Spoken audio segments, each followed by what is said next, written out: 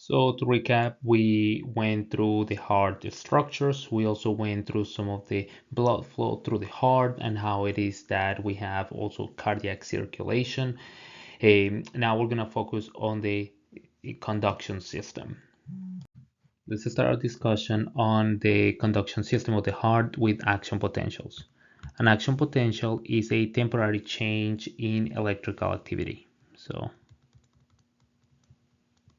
action potential. It means that there is an electrical change. There are different types of action potentials. There is action potentials within neurons. There is also within skeletal muscle. There is within cardiac muscle. There is also within SA and AV node cardiomyocytes. The biggest takeaway here is that an action potential is a change in electricity and it will vary depending on the tissue that you're talking about. It will be different in neurons than it is in the skeletal muscle, than in cardiac muscle, than in the SA and the AV node.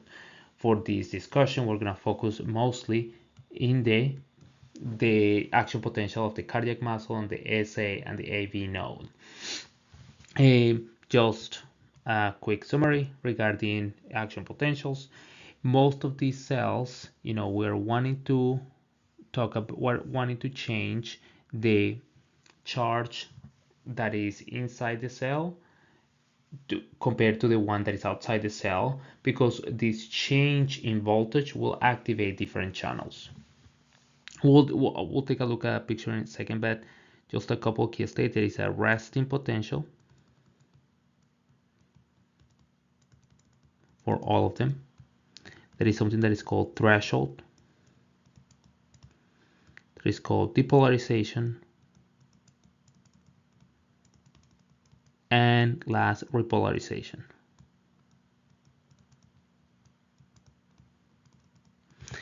So most of these action potentials will, all of these tissues will go through each one of these stages as they go through their action potential.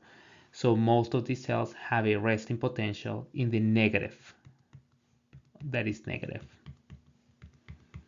And that is because the insides of the cell have, proteins and molecules that are mostly negatively charged.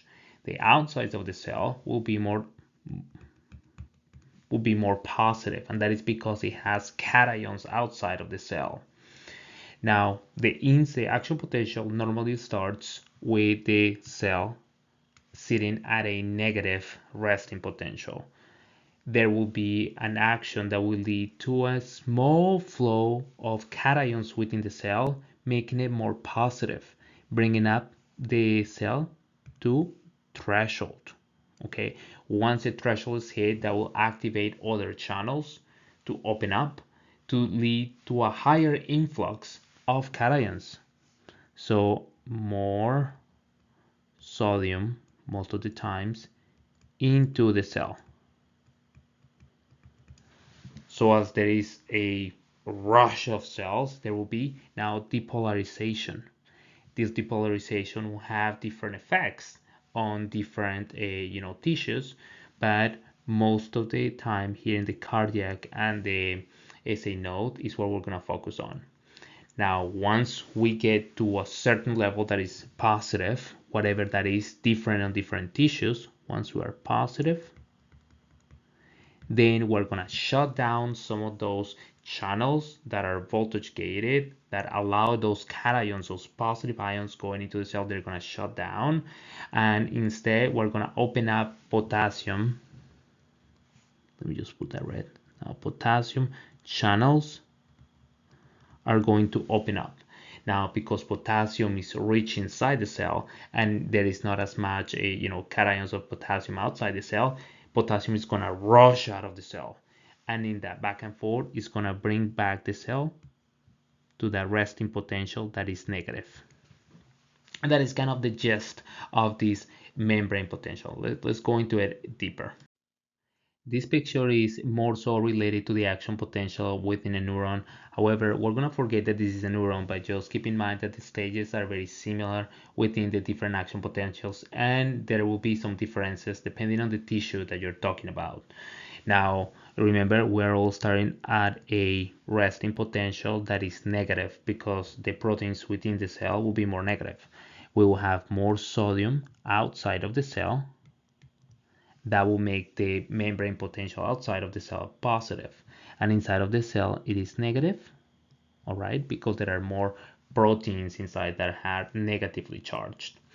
Now, as there is some action different in different cells that lead to that threshold, that rise in voltage to a threshold, there will be some influx of sodium or cations inside the cell that brings you to threshold. Okay, once that threshold happens, then we're going to open up voltage gated channels that open up and allow the rush of sodium inside the cell, or cations. These cations, as soon as they rush, all right, they will depolarize the cell to a positive state, different on different types of tissues. Once we get to a repolarization state, those sodium channels will close, and now we will have potassium rush out of the cell. And it is that potassium rushing out of the cell very quickly that will repolarize the cell. All right. Now, some of the gradients that are, different, we have to bring back some of the potassium to restore some of these gradients are through sodium ATPase pumps and different pumps. But the overall idea is that there is a change in the charge of the membrane. And when we do this, we allow for cations to flow in. These cations sometimes will cause different actions within the cell. Within cardiomyocytes will lead to the influx of calcium, to the release of more calcium for contraction. We'll talk about that specifically, but just know that we want to, change that membrane potential to cause a secondary effect that is different in different cells.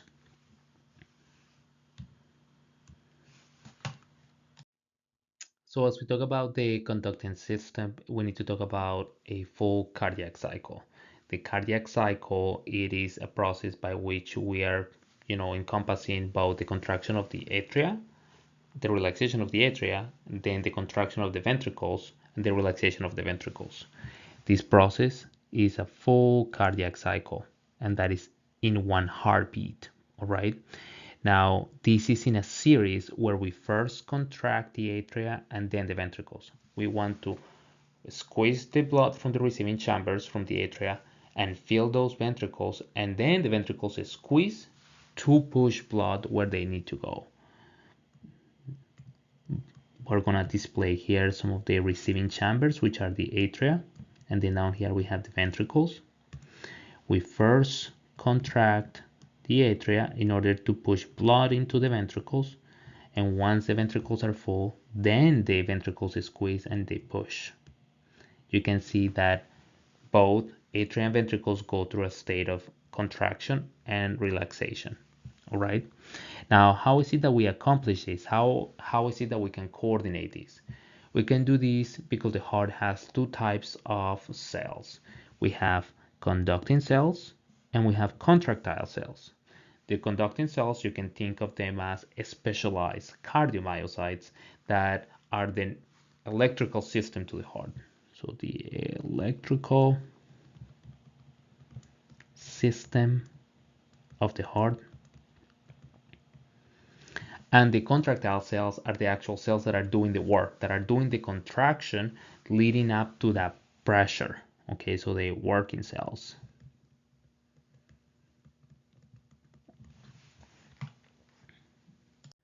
So we have both types of cells, conducting cells and contractile cells, working together to allow a heartbeat. Now, this heartbeat is because of autorhythmicity and automaticity of those conductile cells. The heart automatically contracts. It doesn't have to have a neural or hormonal stimulation in order for that heartbeat to occur. This is again because of the conducting system within the heart that carries electrical impulses without outside stimulation. Okay, this is carried by specific cardiomyocytes within specific sections, and that is the sinoatrial node, atrioventricular node, and these are conducting cells. All right. So let's just start with the conducting cells. So the conducting cells, remember that they are highly specialized and they depolarize themselves without a stimulation, and they are mainly related to the electrical system. So this electrical system that we're talking about has the SA and the AV nodes. So the SA node is within the right atrium. This is the right atrium. This is the right ventricle, left ventricle, left atrium. So within that right atrium, we have the SA node, and we connect the SA node with the AV node right here through internodal pathways. We are connecting it through the internodal pathways, and the flow of that electricity, of that electrical signal, goes from top to center, from the SA to the AV. And the idea is that as we distribute this electrical signal from the SA node to the AV node, we are depolarizing also the cardiomyocytes of the atria. That allows for the contraction of the atria to happen first in that cardiac cycle. Once we stimulate the AV node, that electric signal goes down the AV bundle and it distributes itself through the right and left bundle branches, and then after that it distributes to the Purkinje fibers.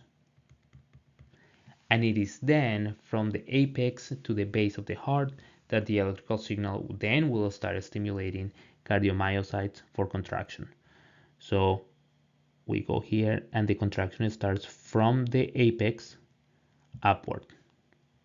Even though we're stimulating, the signal goes to the AV node, we're not depolarizing or stimulating cardiomyocytes right here just yet.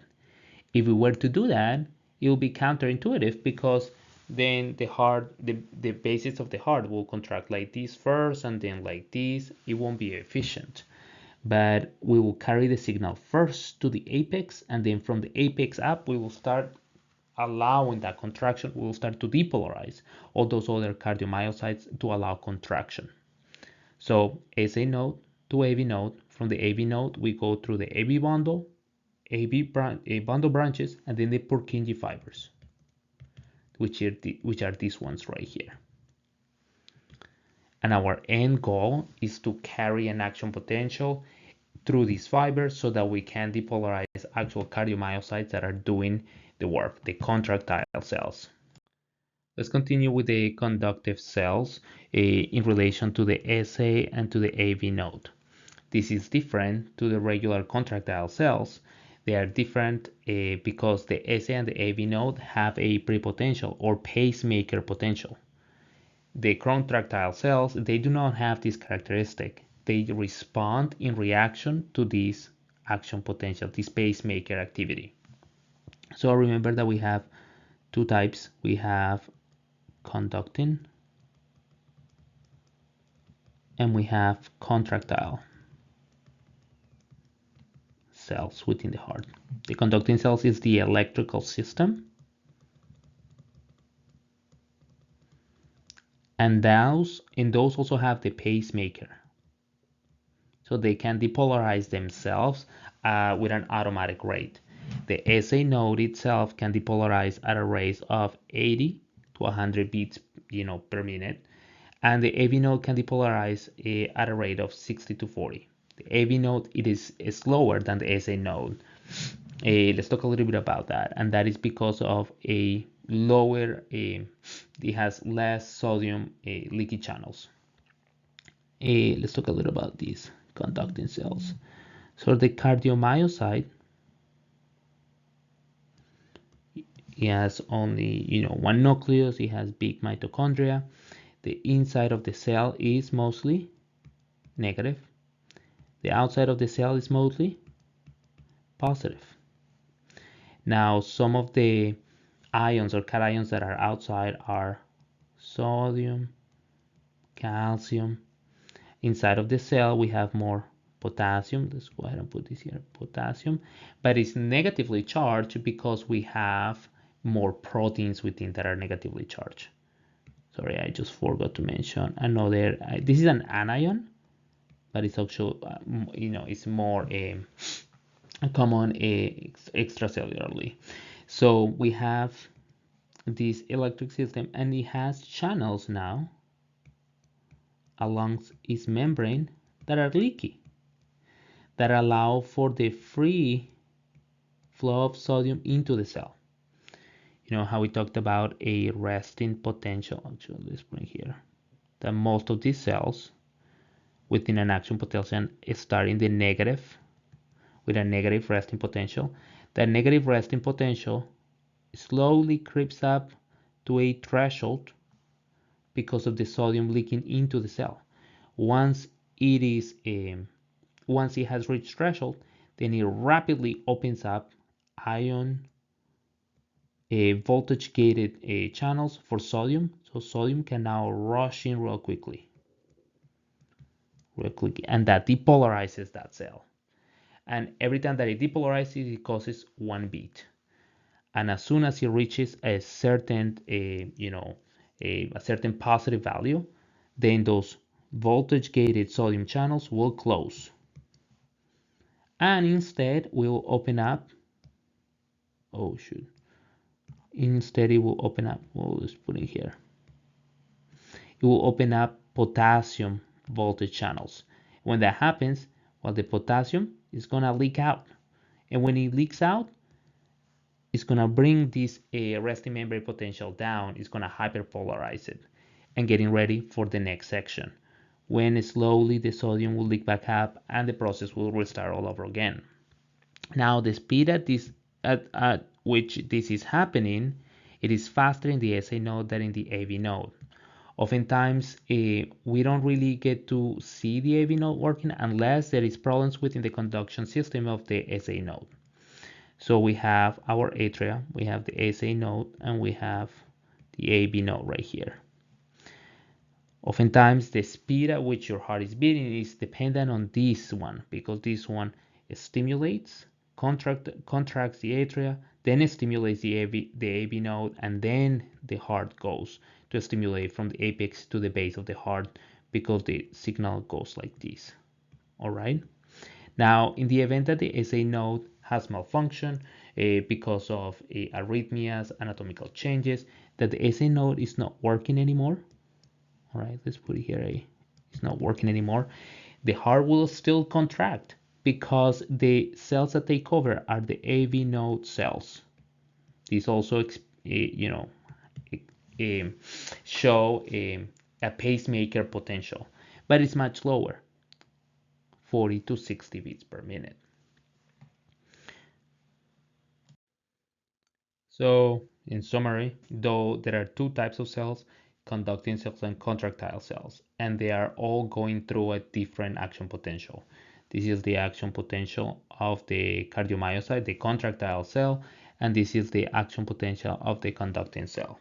Within the conducting cell, we have leaky sodium channels that enter the cell slowly. Here we can see that the cell sits at a negative 60 within that AV node or AV node, and slowly the sodium is leaking inside the cell, making it more positive. And as it becomes more positive, it reaches threshold that then activates voltage gated sodium channels, and in this case it will bring calcium into the cell, depolarizing it faster. Once that happens, we are going to open up potassium channels, and these potassium channels will lead to the leave of the potassium outside of the cell, and then we restart the process all over again.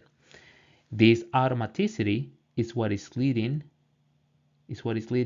to the contraction of the contractile cells. The contractile cells action potential looks a little bit different.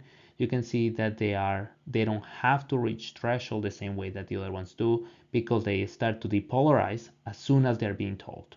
All right, there is a voltage, there is an opening of sodium channels as soon as these ones, the pacemaker cells, decide. So once we start the heartbeat, those sodium channels open up. When they open up, they cause a positive effect where there is an influx of calcium, leading up to the binding. And now these contractile cells, because of the calcium binding, starts to contract. Once we contract, then the actual contraction of the heart starts to occur.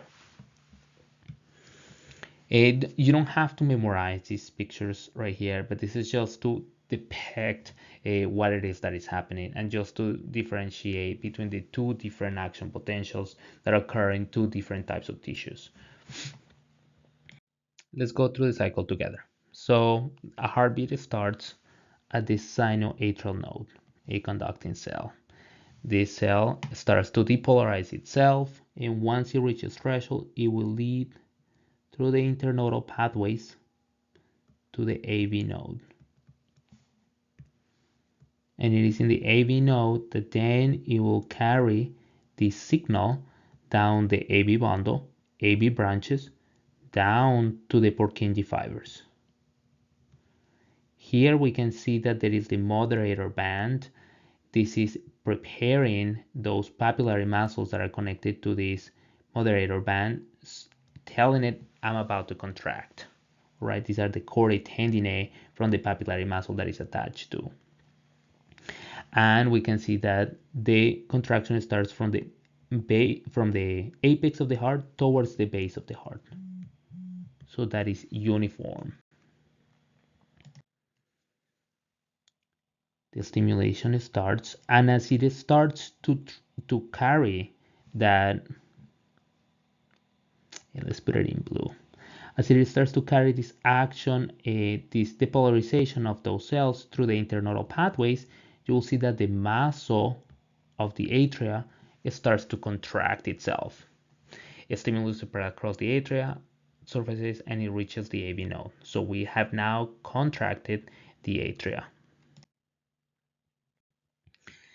Now, once it gets here, there is a little bit of a delay, and this delay is helpful because if it was right away, the atria and the ventricles will both contract at the same time. So with that delay in the AV bundle, it will allow for this to happen. There will be a discrepancy, all right? So there is a 100 millisecond delay within the AV node after the atrial contraction begins. That is because we are carrying the signal down, and the signals that are being carried through here, we believe that there is less sodium channels. There are multiple reasons why, but just keep in mind that the takeaway from this is that there is a delay at the AV node so that we allow for the filling of those ventricles fully before they contract. So within the conducting system, now we get to the AV bundle. We went through the SA node. We're carrying this electrical signal down to the AV node, and then from the AV node, now we're ready to bring it down to the ventricles for contraction. Now this AV node has a couple of pathways to get it down to the ventricles, and that is one through the AV bundle, which refers to this portion right here that divides into the right and left branches. All right, these are all within that interventricular septum. The left branches will go onto the left side of the heart, and the right branches will go to the right side of the heart. Here we're specifically mentioning the moderator band that goes on to stimulate that papillary muscle to get ready before contraction in the right side of the heart. The conduction or the actual contraction of the heart happens once we bring the signal all the way down to the Purkinje fibers here at the end, and then that allows to the depolarization of the contractile cells. So we contract the atria, we then bring the signal to the center. Now we bring the signal to the apex, and then from the apex, then we bring it to the sides, and then we start depolarizing the actual contractile cells. Then the heart starts to contract from the bottom up. And that is because we want to move blood flow from here to here into the vessels, not into the atria, but into the vessels themselves. Okay, so let's go through that electrical pathway. So we start at the SA node and we start to go through the internodal pathways, depolarizing that atria. Then we go through the AB node, and at the AB node, then we go in through the bundle, and then the bundle goes into the right and left branches. Know that from the right branch, we go into the moderator band, and now these branches go into the Purkinje fibers. In these Purkinje fibers distribute the impulse for the contractile cells, and it is those contractile cells that actually start the contraction. How is it that the contractile cells pass that impulse? Well, remember that we have something that is called intercalated discs that are the main junction in between contractile cardiomyocytes. In this intercalated disc, we have desmosomes that attach cardiomyocyte to cardiomyocyte, and we also have gap junctions. These gap junctions allow for the free flow of ions such as sodium, which allow the depolarization of the neighbor cell. All right, and so on and so forth. So it is a cascade effect where there is depolarization of one cell and then it goes on to the next, and the same here, and that allows for a homogeneous contraction of the heart. It goes from the apex to the base. You can see how the impulse is controlled, and the myocardium within the ventricles happens after there is contraction from the atria. There are a lot of things that can go wrong within the electrical system. Now remember that we have the depolarization of the SA node, and that can depolarize at a rate of 60 to 100 beats per minute. All right, and as we depolarize, each one of those depolarization cycles will lead to a full cardiac cycle where the atria contracts and then the ventricle contracts. So if we go below that rate, we call that bradycardia. Right? If we go above this range, then we call that tachycardia, where the heart is too fast. We don't want it to go too slow, because if it goes too slow, there is no blood flow to your organs. All right? Then the organs will start to die because they don't have enough oxygen.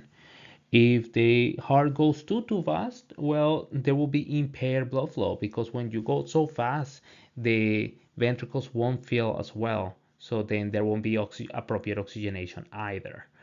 Remember that the heart is also consuming a lot of oxygen. So the faster you beat, the less oxygen your heart has.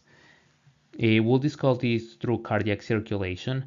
However, just know that there is impaired oxygenation to your cardiomyocytes, to your body, with both either bradycardia or tachycardia. So if that is happening, we want to control it.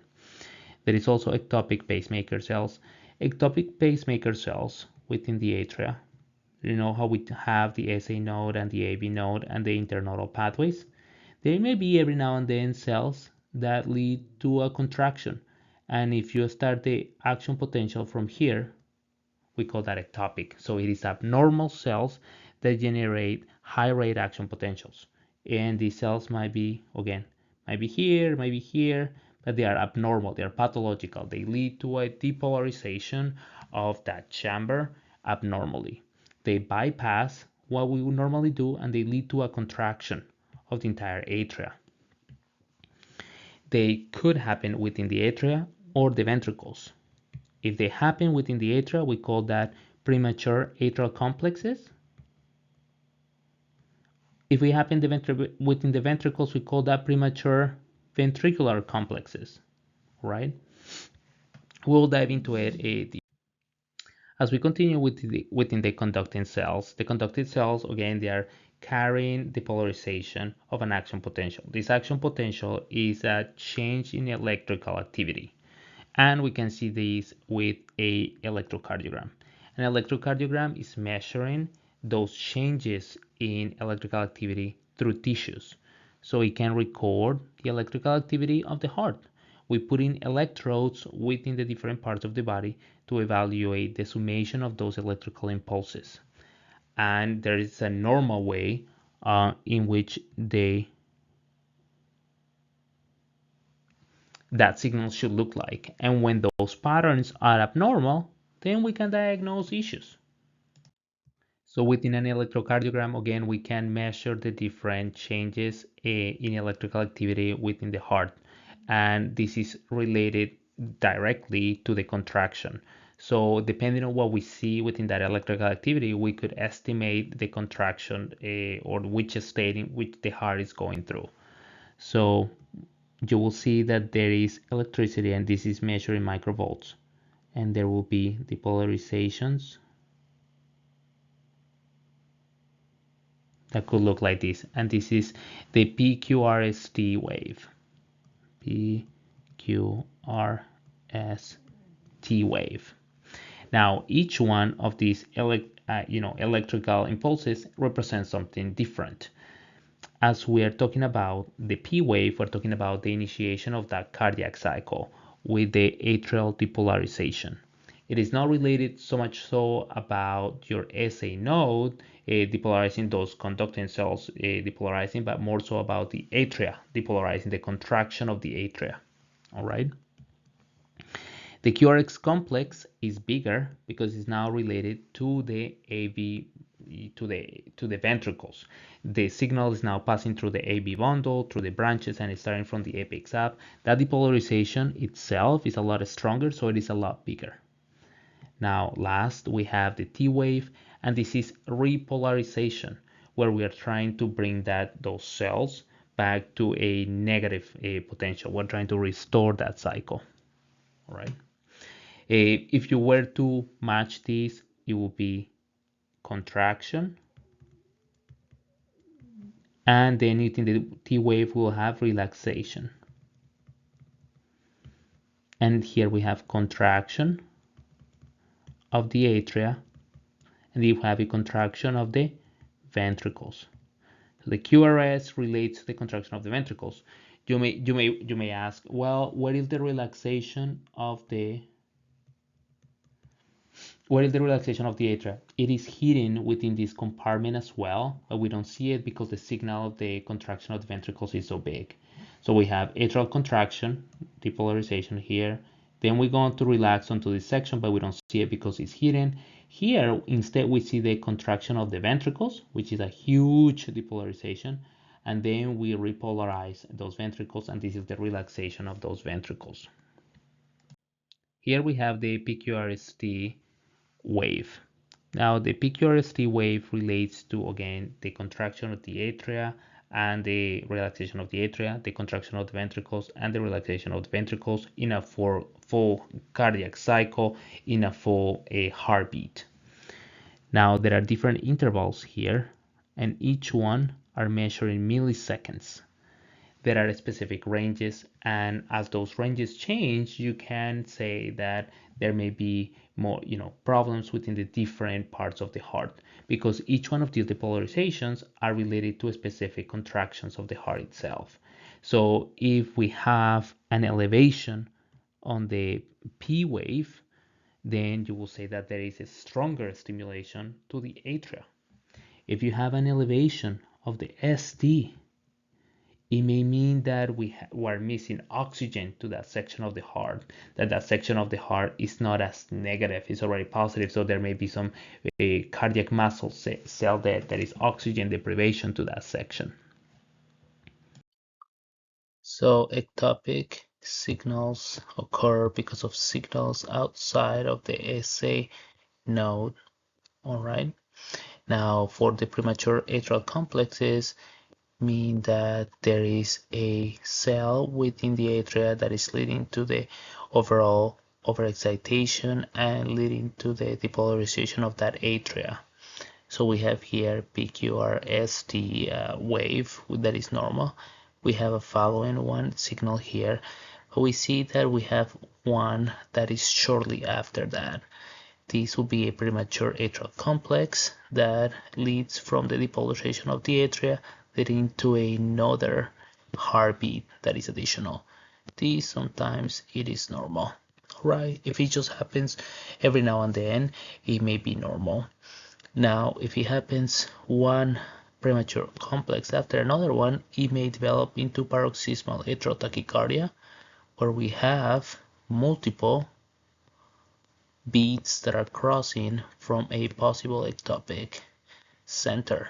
All right, this is not okay because when we speed the contraction of the atria, we are decreasing the filling time of those ventricles, and when we're decreasing the filling time of those ventricles, we're perfusing less blood to your body. Alternatively, we could experience something that is called atrial fibrillation. In this issue, we see that there is not a full depolarization of the ventricles followed by depolarization of the atria. Here we have the right atrium conducting signals to the AV node through the internodal pathways.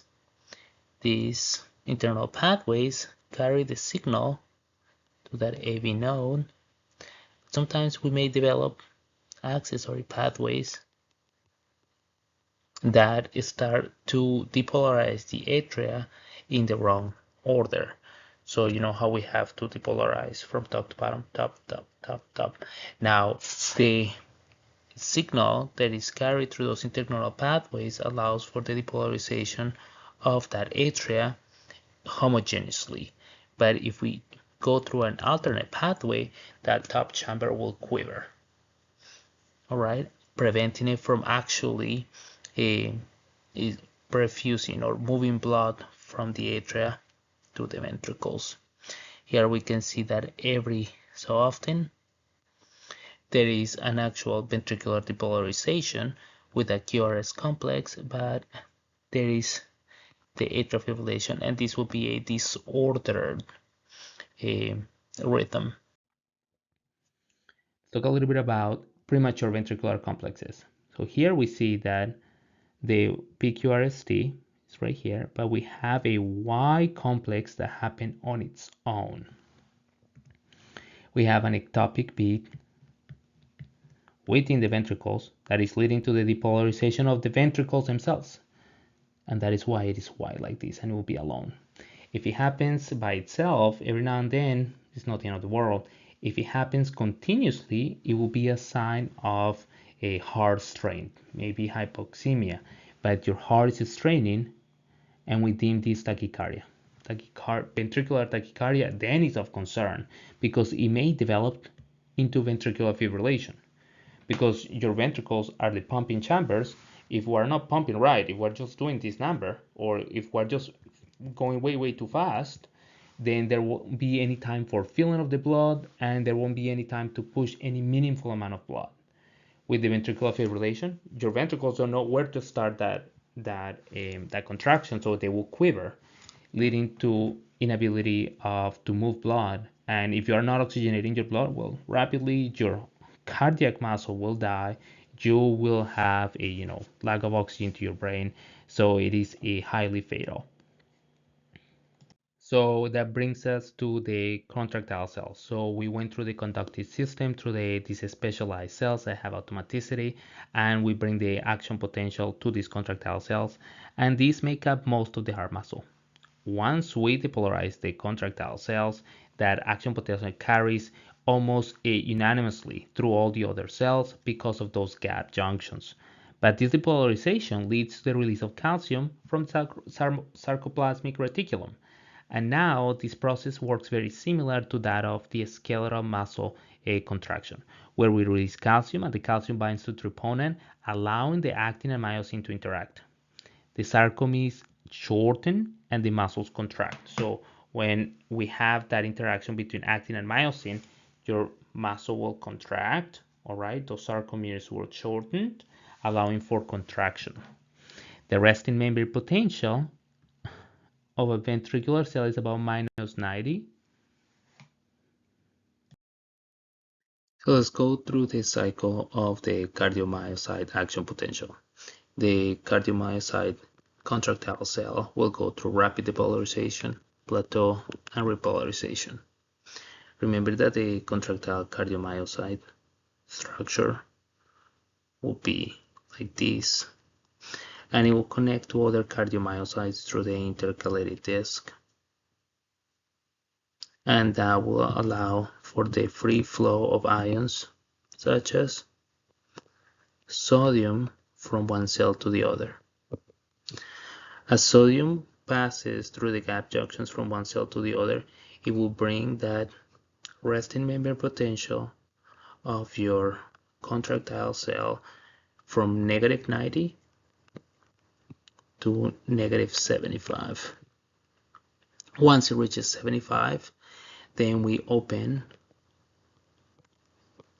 voltage-gated sodium channels, allowing for the enter of sodium into the cell, and rapid depolarization occurs up to a millivolt potential of about 30 millivolts. At that point, sodium channels close and voltage-gated potassium channels open, allowing for potassium, let me just move that below, to leave the cell.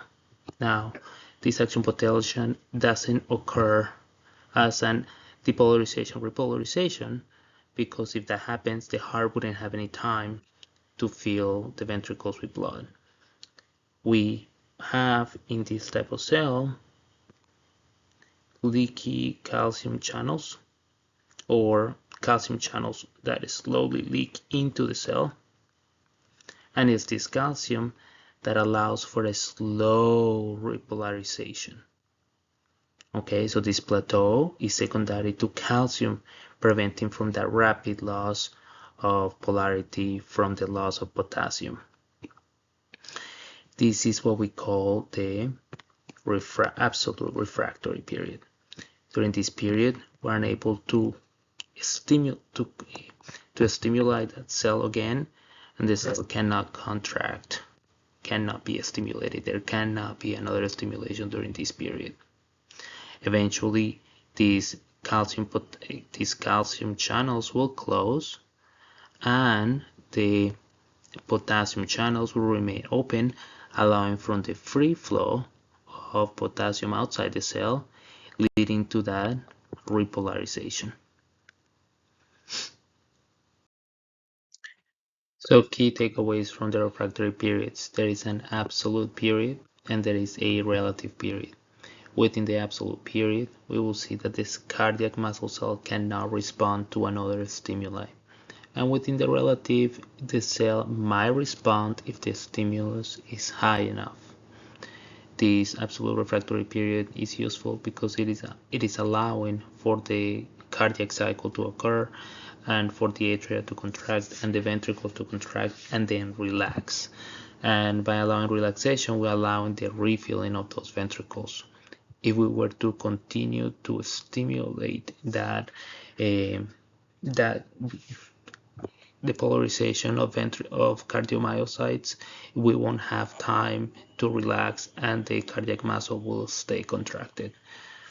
That is why this is so important. Here we are contrasting the differences of the action potential between skeletal muscle cells and cardiomyocytes. Within cardiomyocytes, the action potential is a lot longer than in skeletal muscle cells, and this is due to that long refractory period. The absolute refractory period allows for that relaxation to begin, and it prevents for those ventricles to continue to contract. Within skeletal muscle cells, we oftentimes depolarize and repolarize, and we could stimulate at the end of that depolarization cycle, and it can summate. In this way, we can keep muscle tension.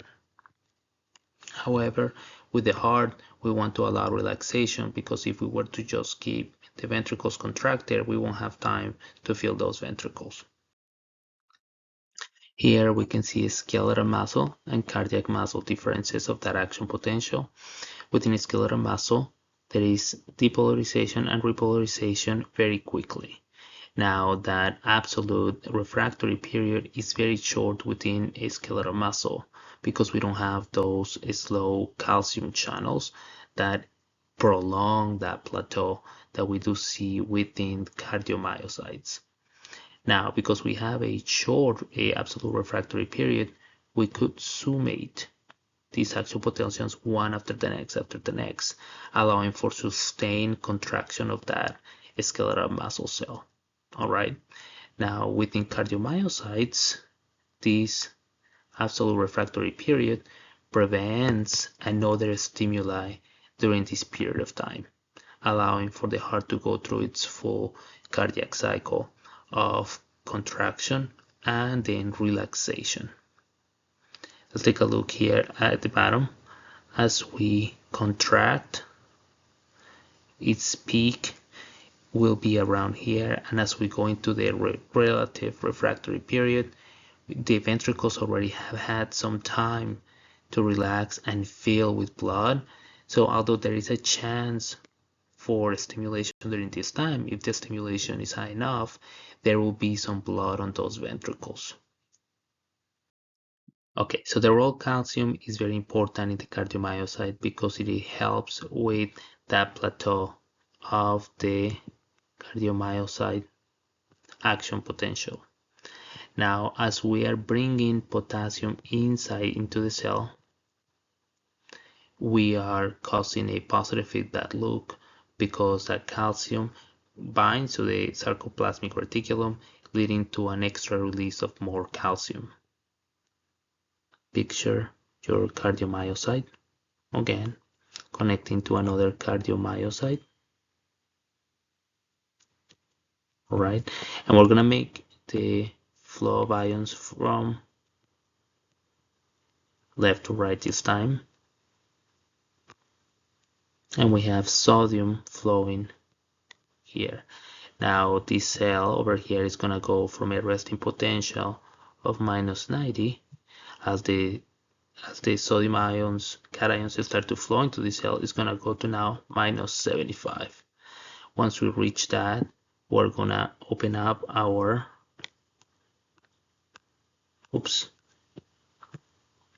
let's go ahead and do a circle for now, but just remember that it's branched.